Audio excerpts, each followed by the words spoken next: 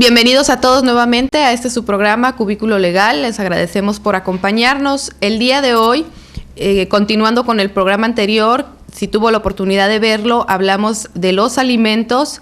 El día de hoy daremos el aspecto en cuestiones penales en relación a los alimentos, que se trata del incumplimiento de las obligaciones de asistencia familiar. Le doy las gracias a mi compañero, el licenciado Santos Sadot, por acompañarnos. ¿Qué tal? Espero la esté pasando bien todo el auditorio. Asimismo, le doy la bienvenida, como siempre, a mi compañero Jesús Quesada. ¿Qué tal? ¿Cómo está? Muchas gracias por recibirnos nuevamente en sus hogares. Hoy es importante abundar sobre este tema, toda vez que representa una problemática social muy arraigada, sobre todo en este estado de Baja California. Es un delito de alto impacto porque daña la misma célula familiar desde su origen. Obviamente, en tratándose de estos delitos de incumplimiento de obligaciones de asistencia familiar, es importante hacer mención que dentro de los tratados y convenios internacionales hay muy poco que decir al respecto. En sí, todos los tratados y convenios internacionales se refieren básicamente a normas de carácter general y abstracto, involucrando obviamente el derecho a la educación, el derecho a la salud, el derecho al esparcimiento. Todos estos derechos son inherentes al individuo desde el mismo momento de nacer. Sin embargo, no siempre se colman en la necesidad requerida para el acreedor alimentario. ¿Por qué no se colman? Bueno, pues es un problema social que se ha arraigado en este tejido, derivado de muchas veces el desconocimiento de las normas de carácter específico que obran en los mecanismos de carácter penal, y otras por el desconocimiento también de los mecanismos para resarcir este derecho mediante materia civil. Así es. Y posteriormente también comentaremos un poco en relación al marco jurídico nacional que contempla o protege este derecho natural, este derecho humano. Así lo podemos ver en la Constitución Política de los Estados Unidos Mexicanos, en especial en su artículo 1, donde dice que todos los hombres y las mujeres gozarán de los derechos que esta Constitución establece, y específicamente en el artículo 4, que menciona que todas las personas tienen derecho a recibir alimentación nutritiva, suficiente y de calidad. Y asimismo comenta que el Estado garantizará que se proporcione esta alimentación. Entonces entramos aquí un poquito a ver las cuestiones de a quién le corresponde proporcionar esta alimentación nutritiva, suficiente y de calidad, y qué participación tienen las autoridades respecto de vigilar que se dé esta alimentación. Por lo que hace a las personas que están obligadas a proporcionarla y que son quienes pueden cometer este delito, encontramos en un principio a los padres, a los progenitores, a los tutores, y también es importante comentarles a los televidentes que en tratándose de concubinato también se da esta tipificación del delito. ¿Cómo se da este delito? Pues cuando se deja de proporcionar esta alimentación a la que se está obligada, la persona comete este delito. Y para esto tendríamos que irnos un poquito a la legislación del Código Penal, en específico en el del Estado de Baja California, en su artículo 235, que menciona en dos aspectos lo que es en sí el delito. En una parte nos dice que es no proporcionar los recursos indispensables de subsistencia de las personas con quien se tenga ese deber legal, y la otra cuestión es cuando no se proporcione esa asistencia a personas mayores de 60 años. Asimismo, también sería prudente comentarles que en este tipo de delitos las personas que lo cometen y que no proporcionan esta alimentación pueden ser acreedoras a una sanción de 3 meses a 4 años. Y asimismo, este delito es perseguible por querella. ¿Qué quiere decir? Que la persona que es el tutor, el padre, la madre o el encargado de vigilar que se cumpla con esta obligación por parte del padre, es la persona que tiene que ir a denunciarlo tiene que ir ante la agencia del Ministerio Público, presentar su denuncia, obviamente manifestar ciertas condiciones, cómo suceden estos hechos, desde cuándo no se proporciona la alimentación y obviamente seguir ciertos requisitos que más adelante se les comentará con los invitados que tendremos en el programa. Efectivamente, el artículo en cuestión a tratar el día de hoy establece como premisa la ausencia de proporcionar alimentos, pero de una manera injustificada. Este elemento injustificado, este término que utiliza la legislación del Estado, puede interpretarse de 1000 formas, pero tiene una sola interpretación, ¿sí? Solamente existe justificación cuando existe la imposibilidad de trabajar y de obtener un satisfactor económico. Esa es la única imposibilidad que se puede tener para efecto de proporcionar alimentos, ¿no? Otro de ellos puede ser la muerte del deudor alimentario, pero a esto se refiere este articulado. No hay que buscarle otra connotación de carácter subjetivo. La connotación que tiene el mismo artículo es de carácter objetivo. Injustificado, injustificado es cuando tengo el ingreso económico y tengo la capacidad de hacerme del ingreso económico y proporcionarlo a la persona a la que tengo obligación. La injustificación consiste propiamente hablando en destinar esta cantidad a una cuestión diversa a la que es proporcionar los alimentos, ¿no? Así es, y en cuanto a lo que comentaba mi compañero, cuando suceden estas situaciones, hay una causa, hay una justificación, pero ¿qué pasa cuando la persona definitivamente, si tiene un trabajo, con tal de no cumplir con esa obligación, deja el trabajo, decide caer en insolvencia para no cumplir? Pues entonces también la ley contempla un apartado especial en el artículo 236 del Código Penal de Baja California, donde si una persona está obligada a cumplir con estas obligaciones, cae en insolvencia de forma dolosa para no cumplirla, pues también se puede hacer acreedora a una sanción, que esta también puede ser entre 6 meses a 4 años. Es decir, el que una persona... el que se diga que una persona se hizo caer de manera dolosa en insolvencia es que se provocó a él mismo esa insolvencia, ya sea dilapidando sus bienes, ya sea vendiéndolos, regalándolos, ¿verdad? O alguna otra estrategia que muchas veces utilizan las personas para evadir su obligación de cumplir alimentos, como por ejemplo los que trabajan en el sector informal.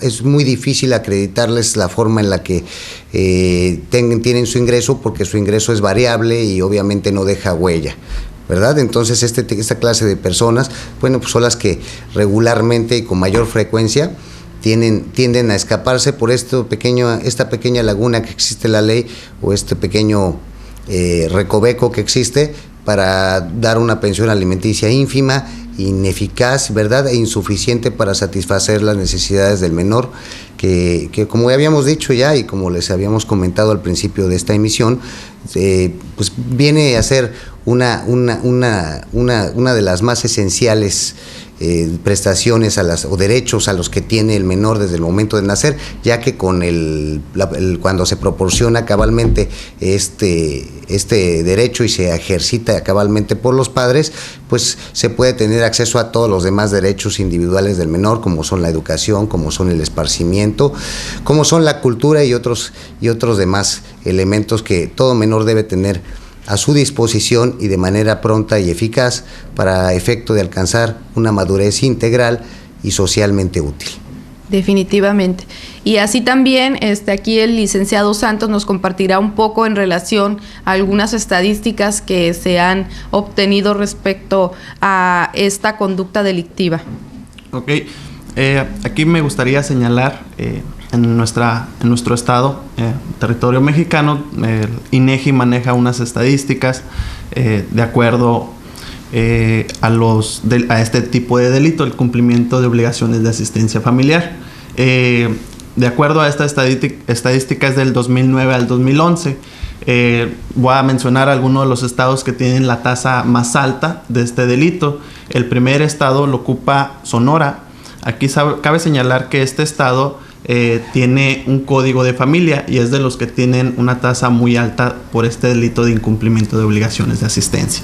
El estado en segundo lugar lo ocupa Chiapas, muy común que es por el desconocimiento, como lo mencionaba nuestro colaborador, desconocen el tipo de este delito y dicen, pues no doy porque no quiero o no doy porque no tengo. Y posiblemente se lleva a cabo de esa manera.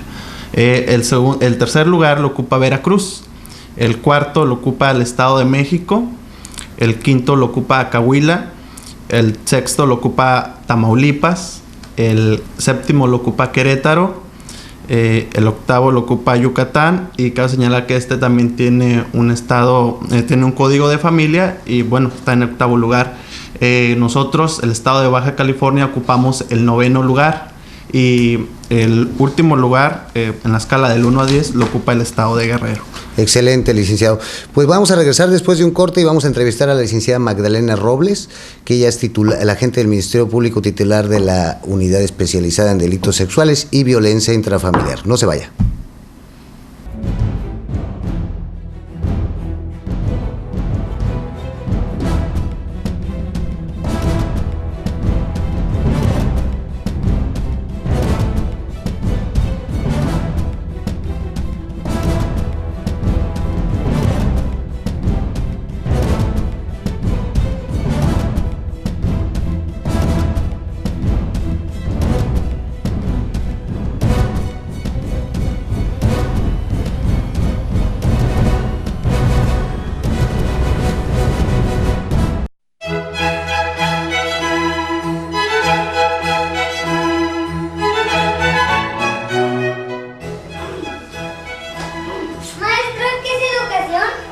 ¿Ustedes qué creen que es educación? Tengo derecho a conocer mis derechos.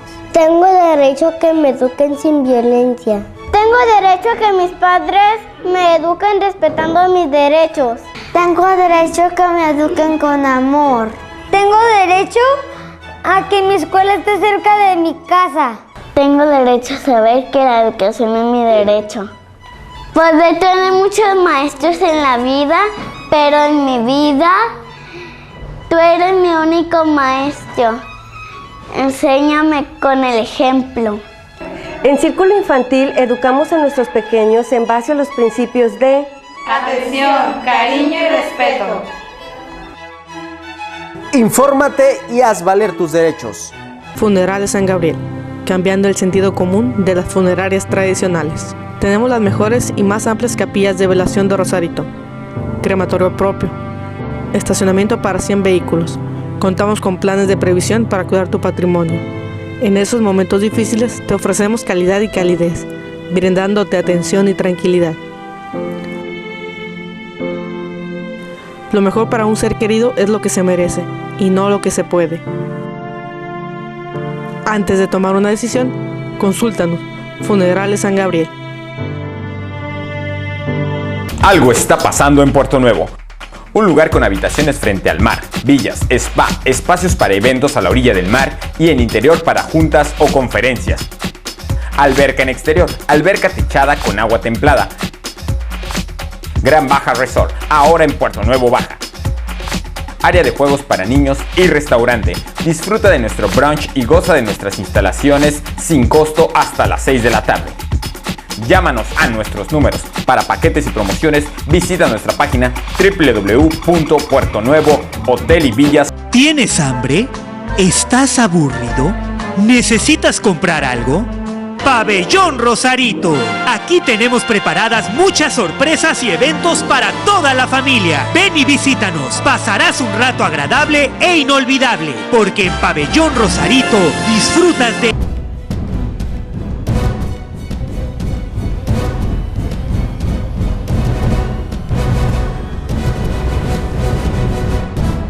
Muchas gracias por seguir con nosotros aquí en su programa Cubículo Legal.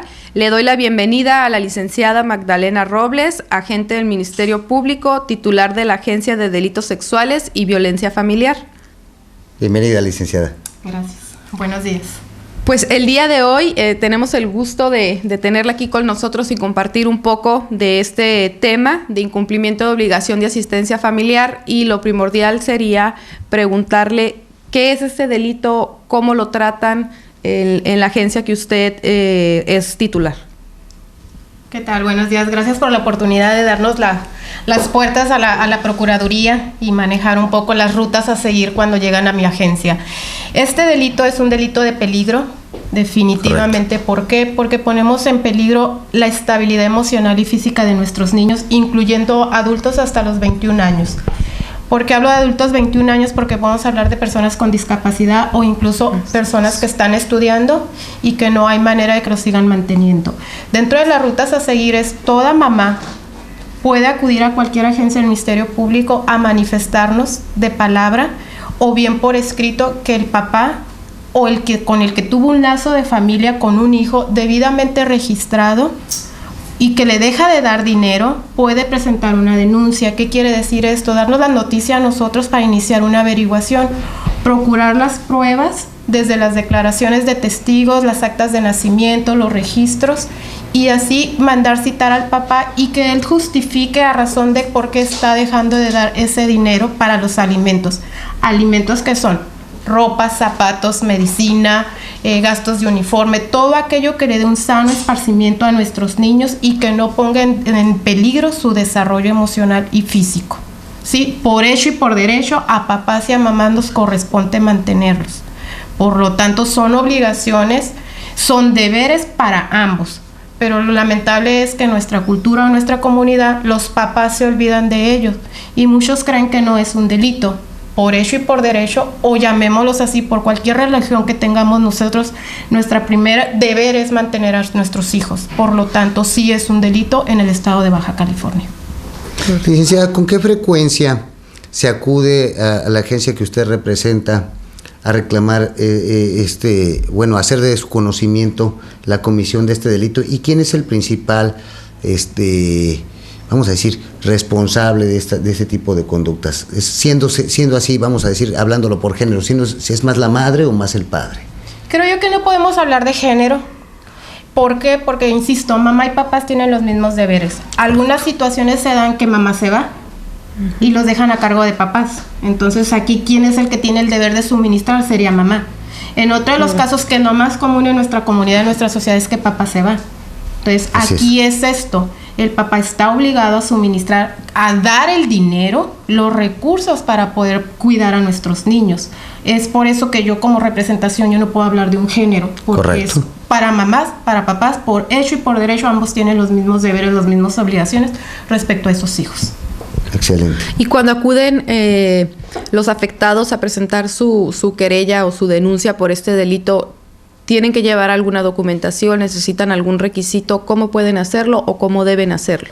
Dentro de las rutas a seguir en Procuraduría es cuando el representante legal, llámese mamá, llámese papá, incluso en algunos casos los abuelos paternos o maternos pueden acudir a la Procuraduría, nos dan la noticia.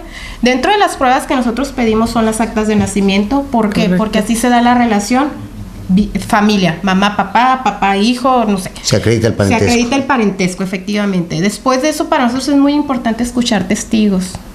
Algo muy importante que muchos nos dicen es que no lo tengo, los recibos. Por favor, mamás, todo lo que gasten, llévenlo, si gastan uniformes, si gastan zapatos, si van a hospitales, si gastan esto, que el niño ocupa una leche especial, que el jabón, todo eso que van al médico, que documentar, exactamente. La receta, todo porque eso lo sumamos con todas las pruebas que tenemos y le hacemos ver al juez eso, que sí los puso en peligro. Es bien cierto que a lo mejor los sueldos de nuestro estado no son acorde a las necesidades de nuestros niños, pero en la práctica nos ha tocado que por semana le dan 50 pesos cuando hay 4 niños. Entonces, con los gastos y demás no podemos demostrarlo porque dicen, es que yo le tengo la confianza y me dio esto. Pues sí, pero ¿cómo se lo demostramos al juez? Porque lamentablemente el juez ve papeles, nosotros vemos a las víctimas, nosotros nos damos cuenta de las dinámicas que sufren, por lo tanto si ocupamos todas esas constancias o todos esos recibos y demás. Los testigos, también los adultos que van con nosotros, es importante escucharlos.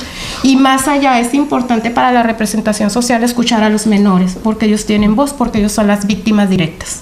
Excelente, licenciada. Ahorita que toca el tema de los menores, de escuchar a los menores, ¿qué procedimiento se utiliza para escuchar al menor y bajo supervisión de qué autoridad se encuentra salvaguardada la integridad emocional de dicho menor, licenciada? Dentro de las dinámicas que nosotros hacemos teniendo a menores, cuando nosotros los escuchamos, deben estar debidamente asistidos o acompañadas con sus mamás, con un adulto, para evitar esa tensión y ese tipo de estrés. Se lo tenemos que evitar mucho porque lo haríamos doble víctima. Claro. Segundo, es muy importante para nosotros canalizarlos al área de psicología. Excelente. ¿Por qué? Porque hay un desapego económico, hay un desapego emocional. Entonces tenemos que jugar con esas partes, vincularlos y a fin de verificar que ese peligro no está afectando tanto en la cuestión de salud mental, porque aquí son dos situaciones, la mental y la cuestión alimentaria. Entonces tenemos que prever esas situaciones y buscar ese interés. De alguna forma el menor relaciona el incumplimiento del padre con el no ser querido, ¿no? Efectivamente. ¿Por qué? Porque papá, mamá se va y ya me olvidé. Y luego, ¿qué sucede? Entonces sí es importante tener esas precauciones y esos cuidados. También es cierto que en la práctica se da mucho las mamás que hablan mal del papá o el papá de la mamá. Entonces aquí hay que tener cuidado en dónde está la seguridad emocional del niño y en dónde nos está poniendo en peligro. Dentro de las reformas de la Constitución, uno de los responsables es el Estado y uno como representaciones tenemos que cuidar ese interés, buscar la seguridad del menor. Sabemos que, por ejemplo, en algunos casos hay algún convenio, un antecedente familiar por alguna cuestión civil para mediar la cuestión de quién debe otorgar esos alimentos y en qué medida.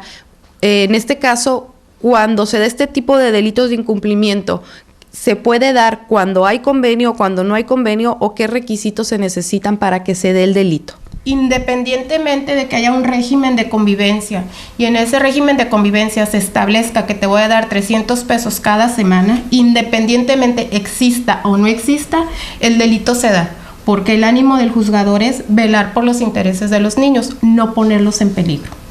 Correcto, es decir, que con independencia de que haya un convenio, exista o no exista, ¿sí? La obligación de proporcionar alimentos no cesa. Así es. Sí, es momento a momento y estamos hablando de un delito que se da de manera reiterada, ¿verdad? Es un delito continuo, vamos a decir continuo. Y nunca prescribe. ¿Qué quiere decir esto? No se vence, no se caduca, no se echa a perder. Ahí está porque la finalidad son nuestros niños, protegerlos. Excelente, licenciado. Yo le preguntaría adicionalmente a esto, si usted considera que atiende el factor educacional de los padres, vamos a decir, para efecto de desobligarse de proporcionar alimentos, ¿influye la educación del padre? Definitivamente, porque lamentablemente muchos de esos padres también vienen abandonados.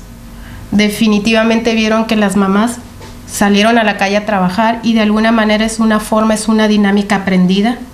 Negativamente, pero es una dinámica aprendida y lo vuelven a repetir y más allá muchas mamás creen que es lo más normal, creen que él ya me dejó, yo voy a seguir adelante, este sujeto vive con otra persona, mantiene a otros hijos y se vuelve a repetir una dinámica que es la que tenemos que procurar. Tenemos que hacerle ver a nuestras mujeres que no están solas, que hay una ruta a seguir y que hay derechos que se les deben de proteger tanto a las mujeres como a los hombres, porque incluso hay mujeres que ya no pueden trabajar y el hombre las debe de mantener a razón de una cantidad razonable. Así es. Pero adicionalmente al factor educacional, también involucra esto un factor cultural, ¿no, licenciada? Sí, obviamente. Definitivamente, esto es moral. Es bien cierto que en la ley penal o en los códigos penales la moral no viene implícita precisamente por eso, porque son leyes, estamos no cumpliendo con ellas. Lamentablemente, insisto, por hecho y por derecho, a papás nos corresponde cuidar a nuestros hijos, amarlos, protegerlos, quererlos, alimentarlos. La práctica no es así y tenemos que empezar a educar en ese sentido. Correcto, licenciada. Yo creo que ahorita en cuanto a lo que estamos viendo como delito, los menores incapaces entran dentro de este mismo rubro. Habíamos hablado nosotros que tratándose de los menores incapaces, pues llega un momento en que cumplen esta mayoría de edad y no por eso dejan de ser acreedores alimentarios en materia familiar. En materia penal, en tratándose de mayores de edad, vamos a decir privados de sus facultades, ¿cómo opera esto, licenciada? Sí, igual, los papás siguen sometidos o siguen obligados a ese deber cumplir. Y en menores incapaces estamos hablando de todo tipo de discapacidad, desde, no sé, una auditiva, un síndrome Down, todo tipo de capacidad que al menor no le permita desarrollarse, mamá y papá deben de cumplir esos deberes independientemente de la edad que tengan. a razón de una cantidad razonable y justa, porque también el acreedor tenemos que ver qué cantidad es la que puede demostrar en base al trabajo que tiene. La proporcionalidad. Regresando de este corte, vamos a analizar el elemento de proporcionalidad, la medida de la necesidad del que los recibe y la posibilidad del que los otorga. Regresamos.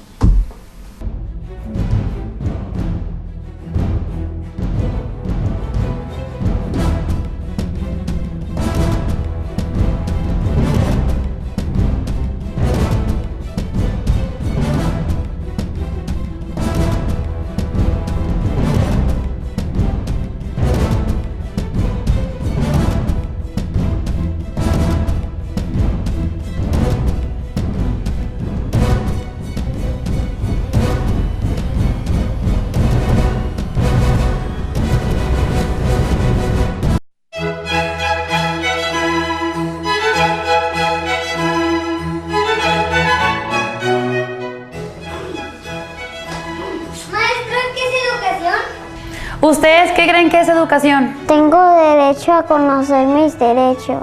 Tengo derecho a que me eduquen sin violencia. Tengo derecho a que mis padres me eduquen respetando mis derechos. Tengo derecho a que me eduquen con amor. Tengo derecho a que mi escuela esté cerca de mi casa. Tengo derecho a saber que la educación es mi derecho. Podré tener muchos maestros en la vida, pero en mi vida tú eres mi único maestro. Enséñame con el ejemplo. En Círculo Infantil educamos a nuestros pequeños en base a los principios de atención, cariño y respeto. Infórmate y haz valer tus derechos. Paisajes impresionantes, aventura, deportes extremos, relajación, pueblos mágicos. Todo eso y mucho más lo encontrarás en el estado. Conoce Baja California por TV Rosarito.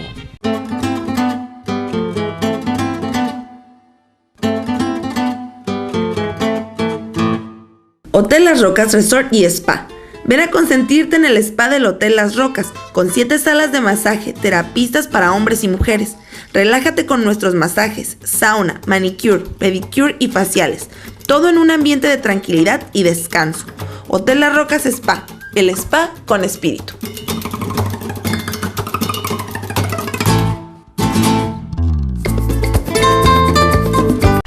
Papelería y miscelánea La Nueva Mimi.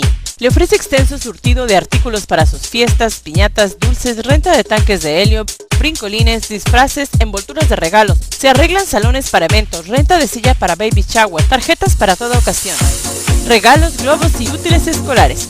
Los esperamos en Boulevard Benito Juárez, Plaza Comercial, Ejido Mazatlán, local 12, teléfono 612-0583. Pregunta por nuestros paquetes para fiesta.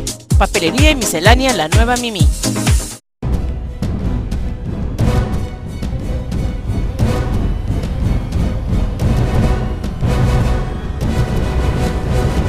Muchas gracias por seguir con nosotros.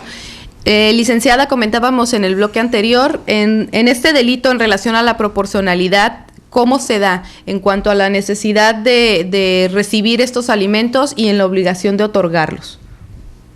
Dentro de las pruebas que nosotros solicitamos o agregamos a nuestro expediente es solicitar un estudio socioeconómico.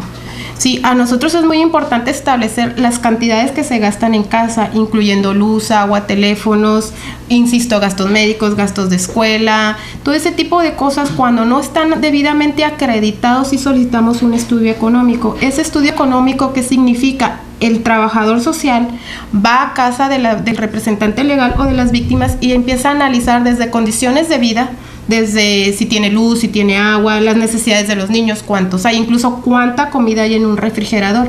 A razón de eso compara con lo que gana la madre. Pudiera pensar que la madre gana 300 pesos al mes. Yo creo que esa cantidad para 3 hijos y mantenerlos creo que es nada. Entonces es lo que estamos buscando nosotros, procurando ese tipo de constancias para que el juez al momento de que llegue a juzgado se haga una sumatoria y se dé una cantidad proporcional. Distinto es cuando el padre de familia fue a un juzgado y solicitó un régimen. En ese régimen mamá y papá van, hay una plática entre ellos, papá dice yo te puedo dar tanto, mamá me dice no ocupo tanto, logran negociar y hay una cantidad que es acorde a las necesidades del menor. Creo yo que ahí no es el problema, más bien el problema es cuando no hay una cantidad fija. Así es. Entonces es lo que tenemos que preponderar, buscar esa cantidad fija, y a razón de los sueldos que tenemos o que muchos trabajan en cuestiones de mercados, que no tienen una seguridad de sueldos, sí nos complica un poco la situación. Procuramos eso, esa proporcionalidad a razón de un trabajo social en el cual también deben entrevistar al papá y ver qué necesidades o qué sueldos o qué es lo que tiene para comparar y llegar a un punto de necesidad satisfactoria. Correcto, licenciada. Entonces, pudiera pensarse, derivado de lo que usted nos está comentando, que es necesario concientizar a las familias de sujetar su relación a un régimen o sujetar la obligatoriedad de estos alimentos a un documento oficial mediante un procedimiento judicial para proteger este derecho en los menores. Lamentablemente sí. Lamentablemente sí, mamá o papá o quien deba tener ese poder, esa facultad, lo debe documentar. Se nos olvida la cuestión moral, insisto, por hecho tenemos la obligación, el deber. Lamentablemente muchos de los hombres, que es uno de los delitos que más se da, se inicia en contra de hombres por el abandono. Es por ello que sí, yo sugeriría, yo recomendaría que sí que se acuda y se haga un documento, por lo menos de